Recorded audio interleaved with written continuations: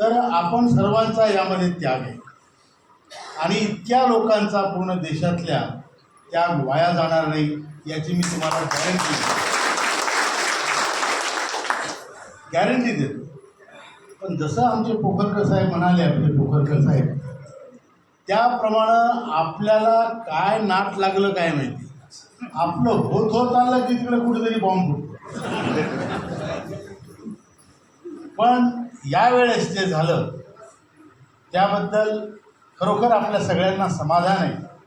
आणि अतिरेकी लोक कुठलेही असो त्यांचा नैनाट व्हायलाच पाहिजे, त्याबद्दल कोणाचंही दुमत नाही, जगात कोणाचंच दुमत नाही. आणि साध्या लोकांना जीवन जगून, कष्ट करून जीवन जगणाऱ्या लोकांना नष्ट करण्याचं काम, समाजाला नष्ट करण्याचं काम जे लोक करतात त्यांचा नैनाट हा व्हायलाच पाहिजे, हे पूर्ण जगभराचं मत आज आहे. आणि आपल्या सैन्याने जो पराक्रम केला त्याबद्दल आपली संघटनाही त्यांचं अभिनंदन करते, त्यांचं खूप खूप कौतुक करते. खरं म्हणजे मीही सैन्यात होतो, माझा मुलगा आणि सून पण आज सैन्यात आहे. आणि म्हणूनच नाही, ते एक भारतीय असण्याच्या नात्यानं आपण कुठले असो, कुठल्या जातीचे असो, कुठल्या धर्माचे असो, पण आपण सर्वप्रथम भारतीय. आणि मग कुठली पूजा पद्धती आपली असेल ती आपण अंगीकारू शकतो, त्यात कोणाला काही ऑब्जेक्शन नाही. आता एका घरात, माझ्या घरात जर 5 मेंबर आहे, तर कोणी गजानन बाबाचा भक्त आहे, तर कोणी साईबाबाचा भक्त आहे, कोणी रामाचा भक्त आहे, तर कोणी कालीमातेचा भक्त आहे. काही प्रॉब्लेम नाही, एका ताटात जेवतो, एक स्वयंपाक बनतो. आपण कोणाची भक्ती करायची हा आपला पर्सनल विषय आहे, पण देश आपल्या सगळ्यांचा एक आहे. आणि तीच गोष्ट आपल्या संघटनेला लागू होती. आज पोखरकर साहेब साखर कारखान्यात होते, बारंबे साहेब इलेक्ट्रिक बोर्डात होते, आमचे नारखेडे साहेब पुढे बँकेत होते. प्रत्येकजण आपापल्या कुठल्या ना कुठल्या वेगळ्या क्षेत्रात काम करणार आहे, बरोबर आहे. पण सगळ्यांची पेन्शन आणि संघटना, त्या पेन्शनसाठी लढणारी संघटना ही एक आहे. आणि आपण वेगवेगळ्या ठिकाणच्या डिपार्टमेंटवरून एका ठिकाणी जमून एक मागणी आपली रेटून धरतो, आपली मागणी मागतो, ही आपली एकता आहे. जसा देश तसेच आपण. आणि मी तुम्हाला हे सांगतो, मध्यंतरी श्रममंत्र्यांनी आम्हाला बोलावलं, त्यांनी स्वतःहून बोलावून सांगितलं की लोकांना सांगा राऊत साहेब, तुमची संघटना खूप मोठी आहे, तुमच्या संघटनेचं काम चांगलं आहे, आणि म्हणून तुम्हाला मी इथे बोलावून सांगतो की मी तुमचं काम मिशन मोडवर करत आहे, जोरात करत आहे, अर्जंटमध्ये करत आहे. हे तुम्ही तुमच्या लोकांना जाऊन सांगा. आता त्या मंत्र्याला काय गरज होती मला इथून बोलवायची आणि हे सांगायची, पण त्याचा अर्थ ते प्रामाणिकपणे प्रयत्न करीत आहे. आणि आपणही त्याची चौकशी केली, तपासलं, ते खरोखर प्रामाणिकपणे प्रयत्न करीत. आता हे जे युद्ध आहे, युद्ध किती दिवस चालतं कोणाला माहीत नसतं. आता युक्रेन रशियाचं युद्ध 2 वर्ष झाले.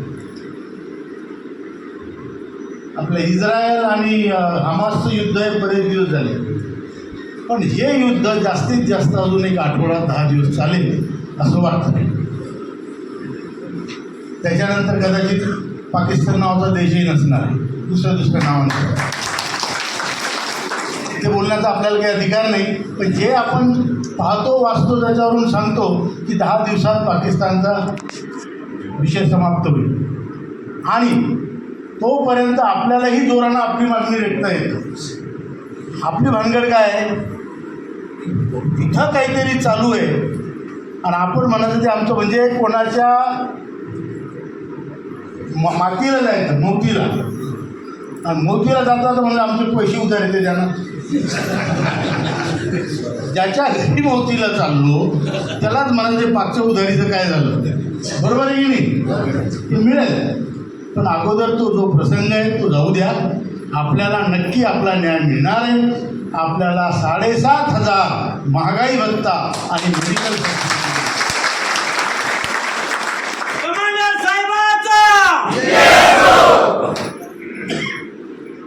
आणि हे म्हणण्यामागचा अर्थ असा आहे, हे आपल्याला कसं माहिती, मला कसं माहिती 7,500 महागाई भत्ता मिळेल? कारण जेव्हा मंत्र्यांचं आणि आमचं बोलणं झालं, चर्चा झाली, तेव्हा त्यांनी स्वतः सांगितलं, राऊत साहेब मला माहिती आहे ज्या लोकांनी एक पैसा भरला आणि त्यांना 3-3 हजार फुकट गव्हर्नमेंट देऊ राहिली, बाकीचे स्टेट गव्हर्नमेंट वगैरे, असं त्यांचं म्हणणं. मी म्हटलं साहेब असं नाही आहे. म्हणजे कसं आहे म्हटलं, एका घरात 2 म्हातारे राहतात, ते किती घेऊन जातात? 3 आणि 3 हां. त्यांनी पैसे भरले का? नाही. म्हटलं आमच्या घरातही 2 म्हातारे आहेत आणि आम्हालाही 3 अधिक 3 आणि वर आम्ही पैसे भरले, त्याचं काय? बरोबर आहे की नाही? म्हणून आम्हाला कमीत कमी 7,500 महागाई भत्ता मिळायला पाहिजे. ते मान्य केलेलं आहे आणि त्या दृष्टीने त्यांचे प्रयत्न चालू आहेत. हा एक भाग झाला. दुसरं असं की मेडिकल फॅसिलिटी म्हटल्यानंतर ते म्हणाले आयुष्यमान भारतमध्ये तुम्हाला सर्वांना 70 वर्षानंतर मेडिकल फॅसिलिटी दिल्या जाणारच आहे. आम्ही म्हटलं ते तुम्हा सर्वांना आम्हाला तुम्ही एकत्र नका घेऊन. हा कामगार आहे, 58 वर्षापर्यंत त्याचा पूर्ण ज्यूस काढून घेतलेला आहे. आम्हाला 58 वर्षापासून मेडिकल फॅसिलिटी लागेल. त्यावर ते हे असं म्हणाले की काही हरकत नाही, 58 ते 70 12 वर्षाचा विषय, ते स्टेट इन्शुरन्स स्कीममध्ये तुम्हाला मेडिकल फॅसिलिटी देऊ आणि 70 नंतर तुम्ही आयुष्यमान भारतमध्ये याल, असं काहीतरी आपल्याला करता येईल. हे शक्य आहे. म्हणजे तुमची आपली मेडिकल फॅसिलिटी 58 वर्षाच्या वयापासून सुरू होण्याची शक्यता दाट आहे. बरोबर समजलं?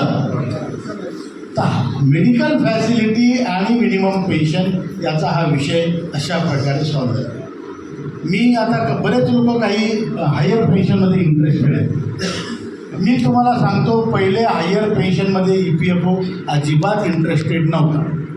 NSCने जो पुढाकार घेतला, जो दबाव टाकला, त्याच्यामुळे अनएक्झम्प्टेड डिपार्टमेंटच्या सर्वांच्या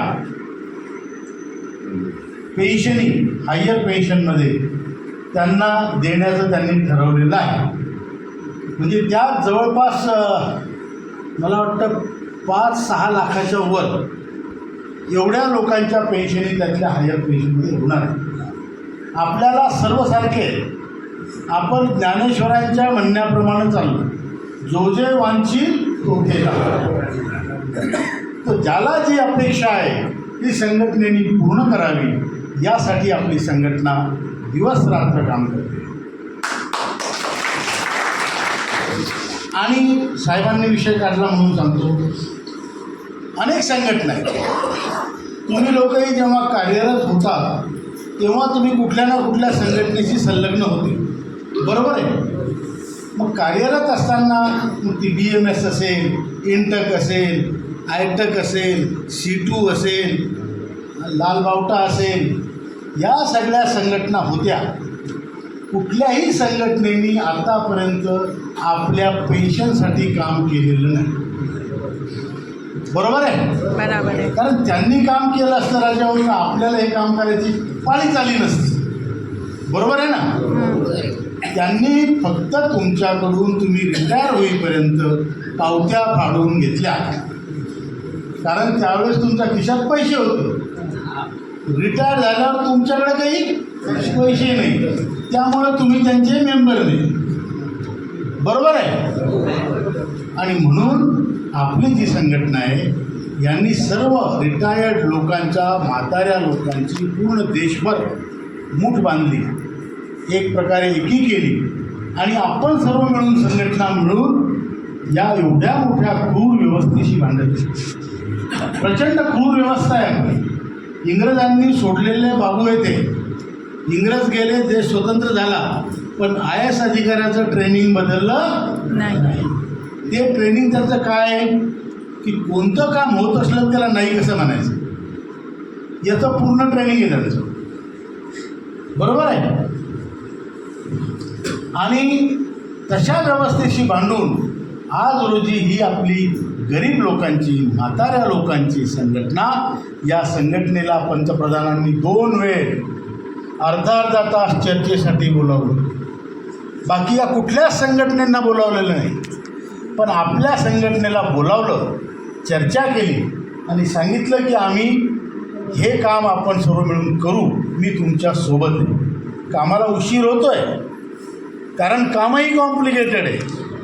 ते काय 10 जणांकडून वसुली करायची आणि मग त्याचं एक रक्कम तुम्हाला द्यायची.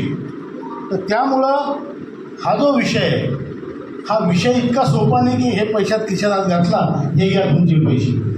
त्यांना 10 ठिकाणाहून पैसे उभे करावे लागणार, त्यासाठी वेळ लागतो आहे. आणि आता आपलं काम होत आलेलं आहे.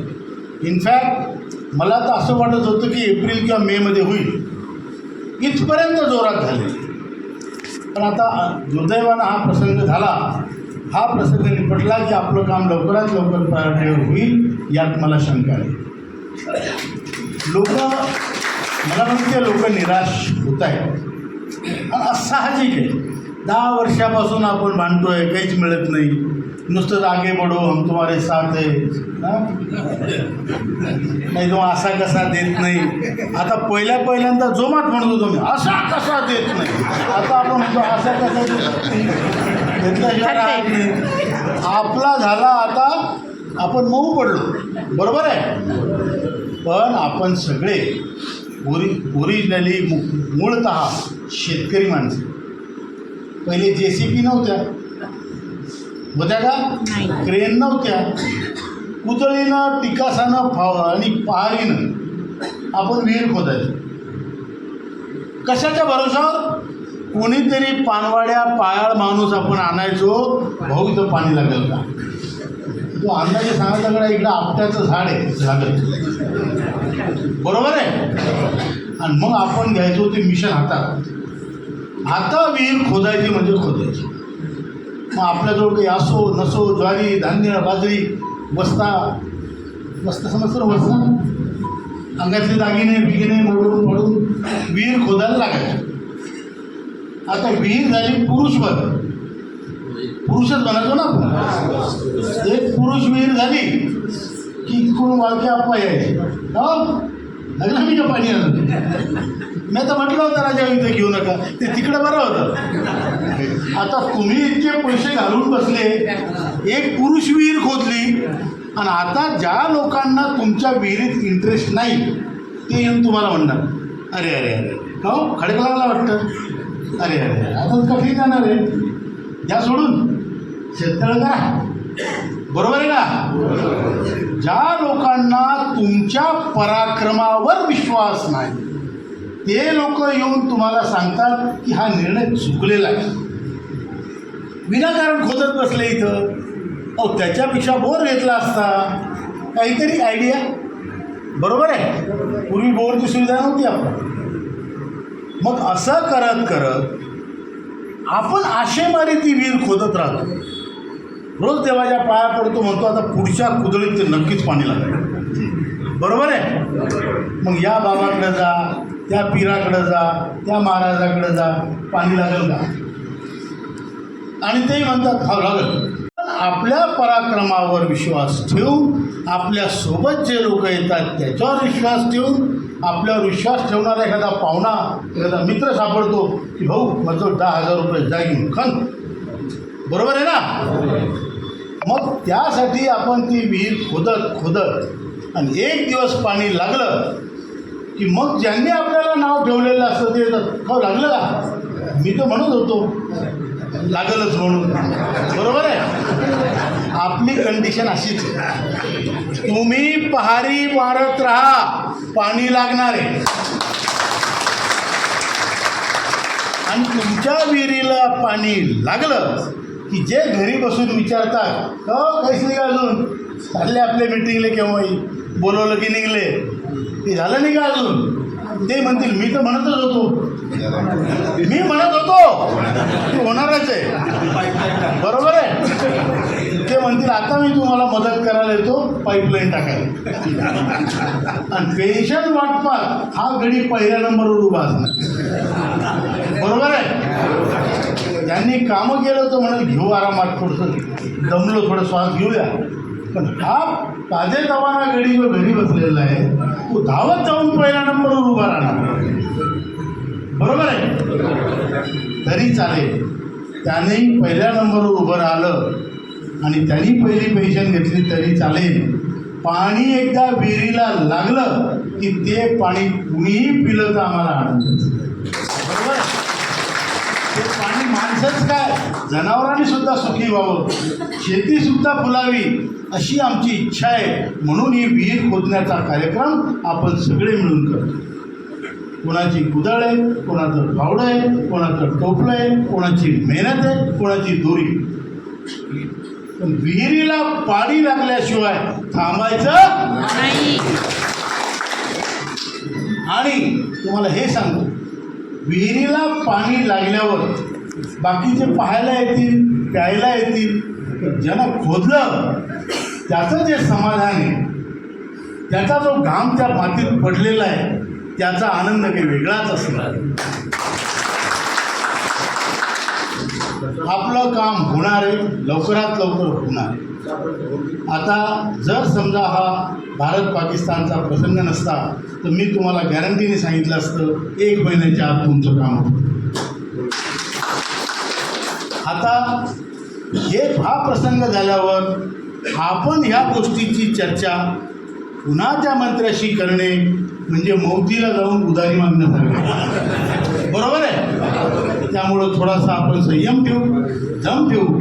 इतके दिवस ठेवला, अजून थोडे दिवस ठेवू. आपलं काम होणार आहे, तुमचा विजय निश्चित आहे. आता पोखरकर साहेबांचा खरं म्हणजे मी अतिशयोक्ती सांगत नाही, पण या विषयावर प्रचंड अभ्यास आहे. ते EDLI स्कीम असेल, तुमच्या पेन्शन असेल, तुमच्या ग्रॅच्युट्या थांबलेल्या असतील, या सगळ्या विषयावर त्यांचा सखोल अभ्यास आहे. आणि मी त्यांना आत्ता 26-27 तारखेला जो आपला राज्यस्तरीय अधिवेशन जे झालं त्यामध्ये त्यांना ही विनंती केली होती की तुम्ही लिहून काढा की प्रत्येक स्कीमचं म्हणजे यातून काय काय बेनिफिट्स आहेत आणि कोणाकोणाच्या थांबल्यात त्यासाठी काय करायचं. तुम्ही मराठीत लिहा, आपण त्याचा हिंदी इंग्रजी अनुवाद करू, पूर्ण देशात तो फिरवू. आणि पूर्ण देशात तो अनुवाद गेल्यावर प्रत्येक देशातल्या प्रत्येक आपल्या जिल्हास्तरीय नेत्याला आपण हे सांगू की तुमच्याकडे जर अशा अडचणीची लोकं असतील तर अमुक एक फॉर्मॅटमध्ये तुम्ही पत्र लिहा, एक तर आम्हाला पाठवा आणि एक कॉपी तुम्ही त्यांना द्या, एक आम्हाला द्या. इथेसुद्धा जे आज त्यांनी 14 लोकांचे प्रश्न सांगितले किंवा अजूनही असतील, कृपा करून पोखरकर साहेब, वाळके अप्पा, समिंदर साहेब यांना सोडू नका. त्यांना तुमच्या अडचणी सांगा आणि त्या अडचणी ते प्रश्न एका ह्याच्यात लिहून त्याची यादी लावून आपण आपल्या राष्ट्रीय संघटनेत, राष्ट्रीय पातळीवरून ते पत्र मंत्र्याला आणि CPFCला देऊ. तुम्हाला सांगतो, आपल्या